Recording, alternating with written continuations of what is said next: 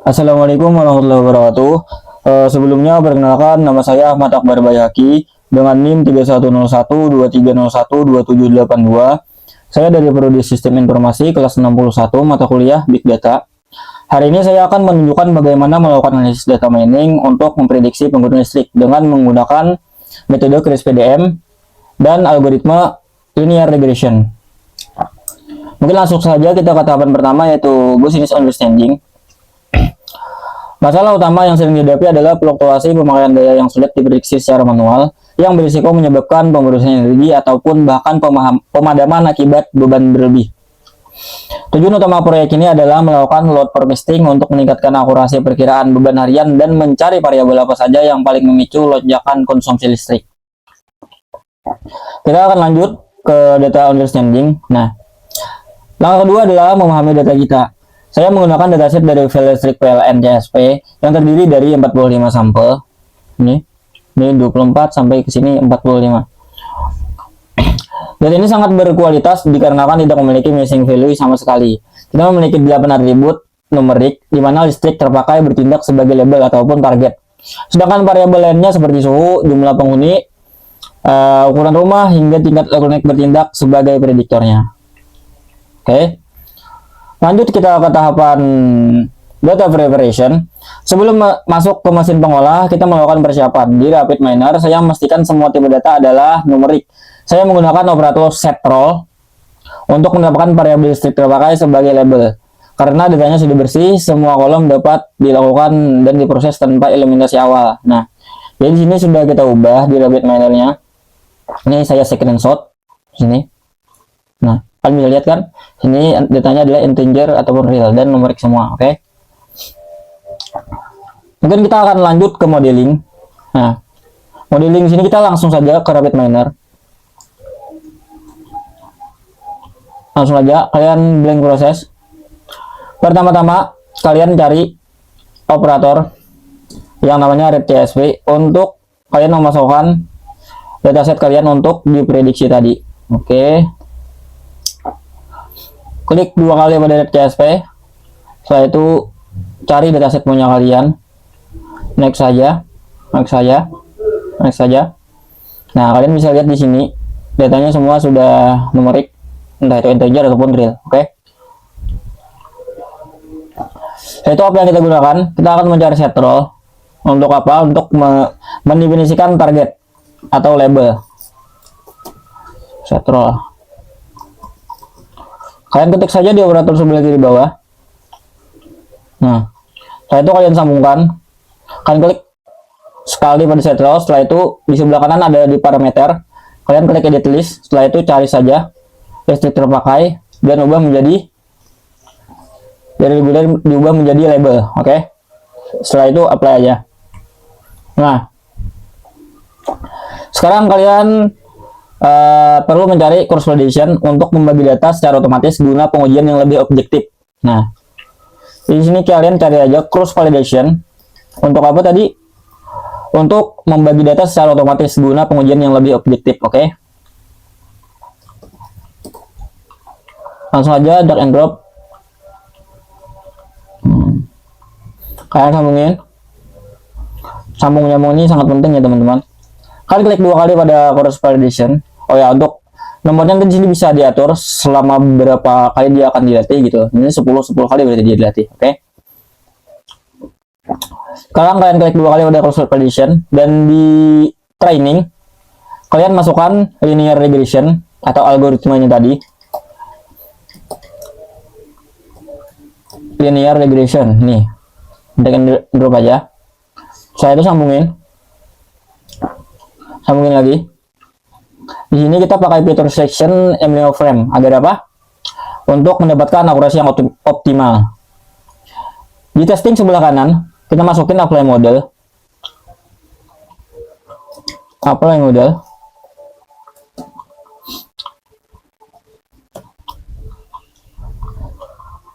Nih. Itu kalian sambungin aja.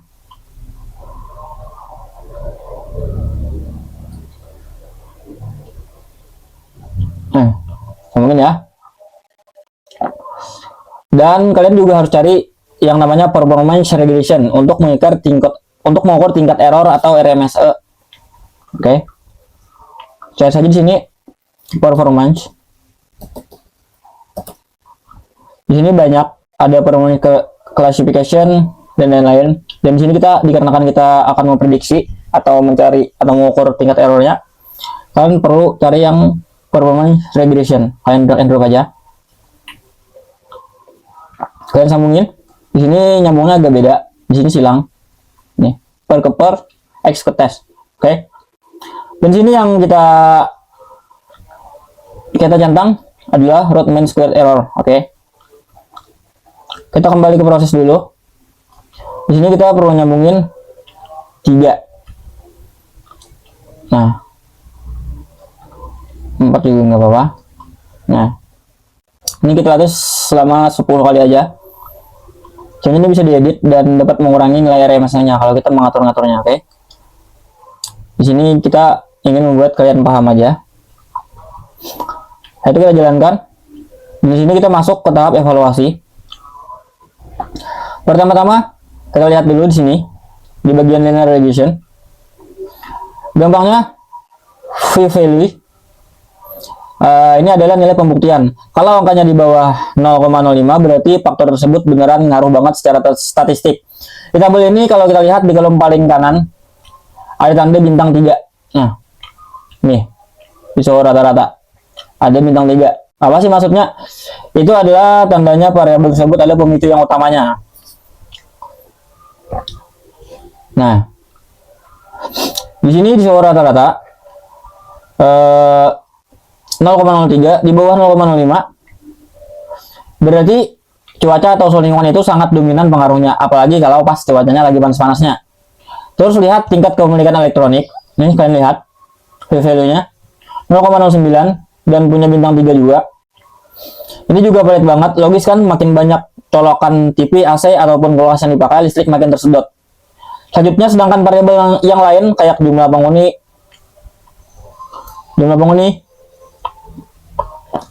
ukuran rumah, itu angkanya di atas 0,05.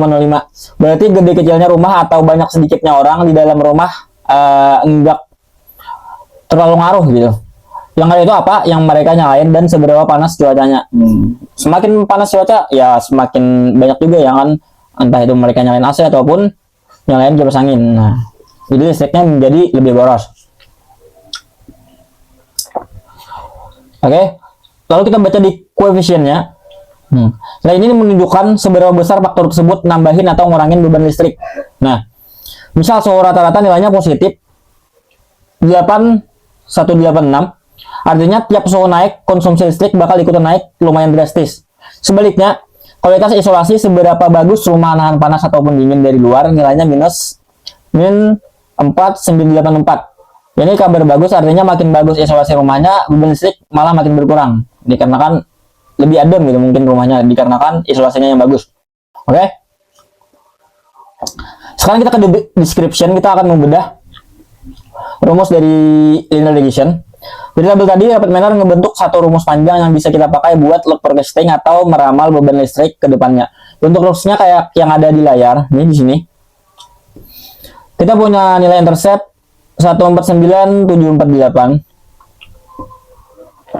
Intercept kalian bisa lihat di sini, nih.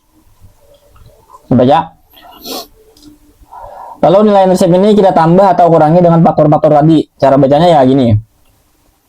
Min 4984 dikalikan kualitas isolasi. Tiap kualitas isolasi naik 1 poin, beban listrik turun sekitar 4984. Nah, itu jikalau kualitas isolasinya naik 1 poin. Setelah itu, jikalau plus 8186 dikali suhu rata-rata. Nah, ini yang berat. Tiap suhu cuaca naik 1 derajat, beban listrik langsung nambah sekitar 8186. Oke. Plus 5284 dikali jumlah penghuni atau bintang jumlah penghuni. Tiap nambah 1 orang di rumah, listrik nambah sekitar 5,284. Nah, begitu pun seterusnya kalian bacanya. Untuk min 0,278 ukuran rumah. Makin luas rumah ternyata ngurangin listrik di dikit banget gitu. Makin gede rumah bisa jadi ngurangin listrik dikit banget gitu. Mungkin dikarenakan sirkulasi udara yang lebih lega, tapi ini terlalu ngaruh signifikan, nggak terlalu ngaruh gitu. Dan plus 0,065 pendapatan rumah tangga. Pendapatan rumah tangga makin gede pendapatannya listrik naik sekitar 2,065. Biasanya karena sanggup beli barang elektronik lebih banyak gitu. Misalnya beli AC 2, 3 gitu. Saya itu plus 5,211 atau tingkat kepemilikan elektronik ini ngaruh banget ya kan. Tingkat kepemilikan elektronik tiap nambah satu barang elektronik siap kali nambah barang elektronik listrik langsung nambah sekitar 5,211. Oke. Nih. Kesimpulannya dengan rumus ini kita tinggal masukin aja data angka suhunya berapa, jumlah elektroniknya berapa, dan kita bakal langsung dapat prediksi total konsumsi listriknya. Ini bikin kita nggak cuma nebak-nebak doang, tapi punya perhitungan matematis yang solid buat menjaga mati lampu ataupun pemborosan energi. Nah, mungkin kalian gagal fokus dengan tanda tanya di sini. Jadi apakah datanya error atau ada yang salah ngitung gitu dengan adanya tanda tanya di sini? Jawabannya bukan error sama sekali. Tanda tanya itu di rapid miner artinya not applicable, atau memang secara rumus statistik bagian itu tidak bisa atau tidak perlu dihitung. Alasannya lumayan simpel. Intercept itu angka tetap atau konstanta, bukan variabel. Sedangkan steady coefficient itu, nih ini steady coefficient. Coulomb standardized coefficient itu fungsinya untuk mengukur seberapa kuat pengaruh sebuah data berdasarkan variasi ataupun naik turunnya data tersebut. Karena intercept nilainya selalu tetap, nggak ada variasi yang sama sekali. Kalau dipaksa masuk ke rumus matematika, hasilnya bakal jadi pembagian dengan angka 0. Makanya di sana sistem rapid miner langsung ngasih tanda karena emang nggak kelihatan buat dihitung. Kenapa toleransi di sini? Saya lihat kan? Kolom toleransi itu dipakai buat ngecek apakah sebuah variabel itu datanya ditabrakan atau saling tindih gitu sama variabel yang lainnya. Berhubung intercept ini cuma angka patokan baku dan bukan data prediktor dari lapangan, ya dia nggak mungkin tabrakan sama variabel lain. Jadi perhitungannya di skip aja sama sistem. Nah, jadi intinya tanda tanya itu wajar di dalam rapid miner di sini. Oke? Mungkin itu analisis kita. Kita langsung saja ke deployment. Kita bisa lihat PPT lagi. Ini model yang main proses tadi, dan kita sudah jelaskan di rapid miner langsung tadi. Nah, kalian bisa lihat ini. Dan ini evaluasi tadi. Sudah kita jelaskan juga di rapid miner tadi. Ini. Sekarang kita ke deployment. Setelah kita punya model prediksi yang terbukti lumayan akurat tadi, pertanyaannya adalah, lalu hasil ini mau dipakai buat apa gitu? Nah, jawabannya ada di tahap deployment. Ingat, tujuan utama dari proyek ini adalah bagaimana kita bisa membuat keputusan yang sepenuhnya berbasis data, sehingga kita bisa mencegah pemborosan energi sekaligus menghindari pemadaman listrik akibat beban berlebih. Nah, dari insight evaluasi tadi, kita bisa merumuskan dua strategi bisnis yang sangat konkret. Yang pertama, dari sisi operasional dan cuaca. Tadi kita udah buktikan kalau suhu panas itu sangat memicu orang pakai listrik lebih banyak gitu. Jadi semakin panas, ya orang bakal lebih banyak memakai listrik. Dikarenakan apa? Dikarenakan panas. Dan mungkin orang pakai AC, nyalain kipas, dan lain-lain. Jadi strateginya adalah pihak penyedia listrik bisa melakukan integrasi antara ramalan cuaca BMKG dengan dashboard lewat forecasting mereka. Jadi kalau sistem membaca besok bakal ada gelombang panas terik, mereka sudah bersiap mengalokasikan cadangan daya ekstra yang tepat sebelum lonjakan konsumsi itu terjadi. Nggak ada lagi cerita mati lampu dadakan gitu. Jadi kita udah tahu terlebih dahulu gitu. Tidak lagi kayak pemadaman secara dadakan gitu. Tapi biasanya pemadaman diberikan atau diberitahukan biasanya. Kalau memang pemadaman yang seluruh gitu. Kalau yang biasanya kayak tek gitu, kayak kalau bahasa bagiannya teburit. Nah, itu dikarenakan mungkin kelebihan daya atau terlalu boros gitu. Terus yang kedua dari sisi pemasaran tempat sasaran. Temuan kedua kita adalah faktor kepemilikan alat elektronik. Ini bisa dimanfaatkan oleh tim marketing Ketimbang sebar brosur atau iklan sembarangan, mereka bisa langsung menargetkan pelanggan dengan skor kepemilikan alat elektronik tinggi untuk ditawari promo tambah daya. Atau bisa juga digunakan oleh pihak PLN untuk memfokuskan kampanye edukasi efisiensi listrik kepada kelompok warga tersebut. Pasti jauh lebih efektif, oke? Itulah tadi langkah-langkah lengkap penerapan analisis data mining untuk kasus penggunaan listrik rumah tangga menggunakan metode kris PDM di Rapid Miner. Mulai dari pemahaman awal masalah bisnis sampai strategi penerapannya di lapangan, semoga penjelasan langkah demi langkah di video ini bermanfaat buat kawan-kawanku semua. Sekian dari saya, terima kasih atas perhatiannya. Saya Ahmad Akbar Bayaki, izin undur diri. Wassalamualaikum warahmatullahi wabarakatuh.